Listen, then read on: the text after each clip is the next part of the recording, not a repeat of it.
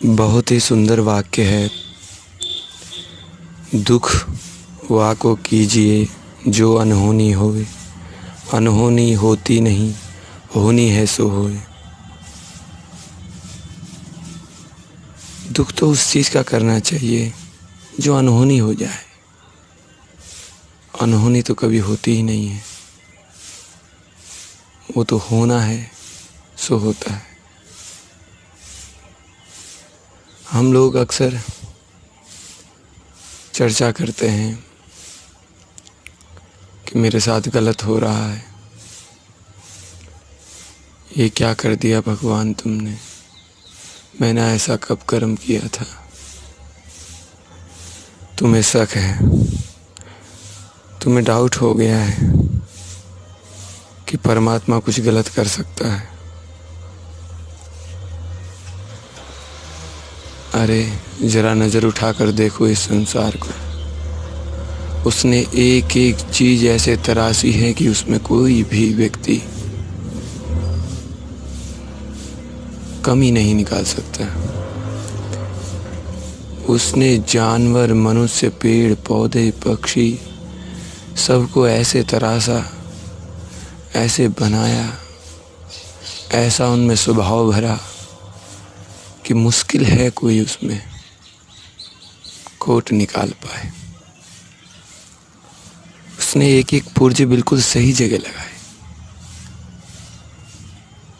और यही एक संसार ने इतना बड़ा ब्रह्मांड रचा। तो क्या वो कुछ गलत कर सकता है?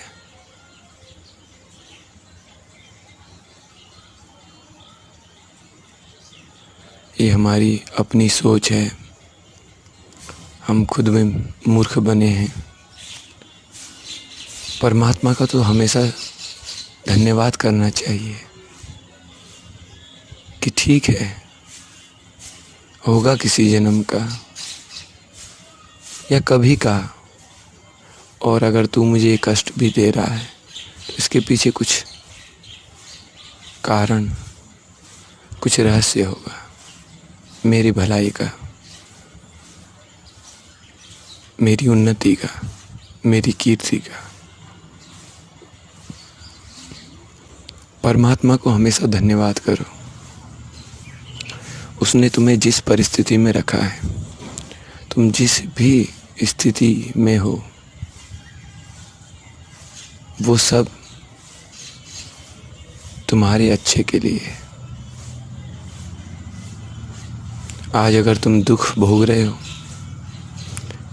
तुम्हारी नौकरी चली गई है, या तुम कहीं फंसे हो, तुम्हारे पास पैसा नहीं है, तुम्हारे पास यार दोस्त नहीं है। लोग तो इसमें भी दुखी होते हैं कि मेरी शादी नहीं हुई, पत्नी नहीं है। कुछ लोग इसलिए दुखी होते हैं कि मेरी पत्नी है, मैं शादी नहीं करता तो अच्छा था। कुछ लोग बाल बच्चों से दुखी, कुछ लोग न होने से दुखी। तो इस संसार में सब दुखी, और हमेशा परमात्मा पर हम खोट निकालते आए। परमात्मा कभी भी किसी का बुरा नहीं कर सकता। वो कोई क्रूर राजा नहीं है, वो परम पिता है, परम सम्राट है। वो दया से युक्त है, वो शांत है, वो न्यायमूर्ति है। उसने ऐसी रचना करी है, ऐसे नियम बनाए हैं। इस संसार का उत्पत्ति, उत्थान और लय, ये तीनों उसने पहले से ही बनाए। उसने सब फिक्स कर रखा है, बिल्कुल लेवल पर है, कुछ भी गलत नहीं हो रहा। वास्तविकता में देखो तो यदि तुम अपने आप को न समझ करके, इस प्रकृति को न जान करके देखो तो अलग चीज़ है। यदि तुम शांत होकर विचार करो तो जो हो रहा है ठीक है। कितने दिन रहोगे परेशान?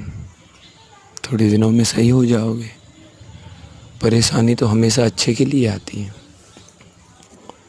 यदि तुम परेशान नहीं होगे तो तुम्हें पता कैसे चलेगा कि तुमने गलती क्या कर ली। आखिर किस पे भरोसा कर लिया, आखिर ऐसा कौन सा तुमने व्यवसाय चुन लिया, आखिर किस रास्ते पर चल पड़े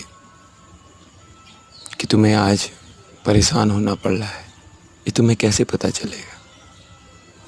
क्या कमी रह गई, ये कैसे पता चलेगा? ये ज़रूरी है। इसलिए परमात्मा का हमेशा धन्यवाद करो। इसमें जो शांति मिलती है, जो आनंद मिलता है, वो उसे कोसने में नहीं है,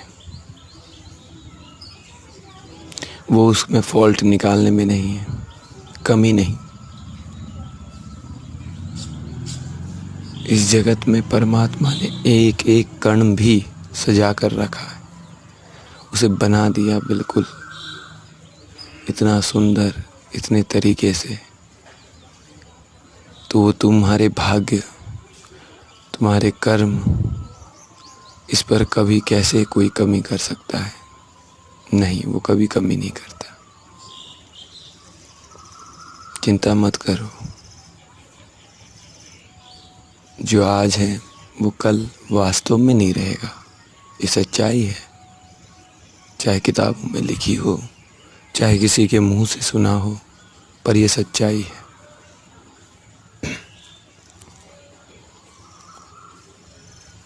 जीवन बहुत छोटा मालूम होता है यदि अगर इसको देखो वास्तविकता में। कुछ दिनों पहले तुम पैदा हुए, थोड़े दिन में तुम बड़े हुए, खेलने लगे, 15-20 साल तक तुम बिल्कुल लापरवाह रहे। उसके बाद तुम अपने जीवन के बारे में सोचने लगे। 15-20 साल तुमने शादी करी, बच्चे करे, तुमने नौकरी करी। उसके बाद तुम थोड़ा अस्वस्थ शरीर होने लगा, कमज़ोर पड़ने लगे कि तुम्हारा थोड़ा नज़रिया बदला। और 15-20 साल तुम इधर और उधर में रहे, बाल बच्चों को देखने में। बस फिर तुम्हारा शरीर बिल्कुल अस्वस्थ होने लगा और तुम ख़त्म हो गए। कितने दिन का था ये किरदार? इतने छोटे से जीवन के लिए तुम इतनी मानसिक चिंताएं क्यों लेते हो? बहुत शांत और आनंदित होकर के मज़े में चलो, सब आनंद होगा। परमात्मा का शुक्रिया करते चलो, आनंद है। तुम्हें चाहे कहीं भी रहना पड़े, तुम चाहे कैसी भी स्थिति में हो, धन्यवाद करके तो देखो, क्या पता तुम उस स्थिति से निकल पाओ। सबसे अच्छा तरीका है। उसे कोसने से तो नहीं निकल पाओगे। उसे धन्यवाद करने से खुद को शांति मिलती है। और ये धन्यवाद करना सिर्फ बाहरी नहीं, अंतर मन से बिल्कुल शांत होकर उसको समझते हुए, अपने जीवन को समझते हुए। कहीं ना कहीं तो तुम में ही कमी थी, जो आज तुम भोग रहे हो, जो आज हम भोग रहे हैं। ये सारा जगत जो भोग रहा है, इसकी खुद की कमी है। परमात्मा ने इसमें कोई कमी नहीं रखी। हर किसी की व्यवस्था है यहाँ पर। पक्षी की अलग, पशु की अलग, पेड़ों की अलग, मनुष्य की अलग। तुम क्या देखते हो, किस में कमी निकालोगे? कहाँ है, कहाँ कमी? इसलिए आनंदित होकर परमात्मा का धन्यवाद करते हुए, मन को शांत रखकर संसार में विचरो। क्यों व्यर्था के झगड़े मोल ले रहे हो? क्यों व्यर्था की चिंताएं मोल ले रहे हो?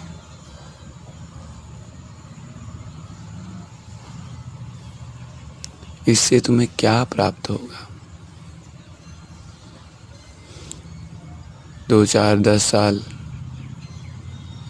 बस इसके बाद ख़त्म हो जाता है सब।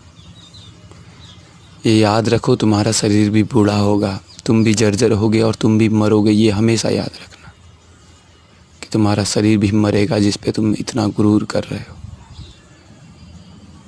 इस पे हमेशा याद रखना इसको कि तुम्हारी भी मौत निश्चित है। जैसे सब गए वैसे तुम भी जाओगे। तो कुछ अच्छा ही कर लो कि आत्मा को, खुद को, मन को शांति मिल सके।